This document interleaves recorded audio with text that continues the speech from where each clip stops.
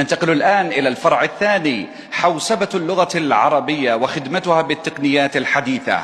في هذا الفرع في فئة الأفراد فاز الدكتور أحمد ميلود أحمد خرصي من الجمهورية الجزائرية.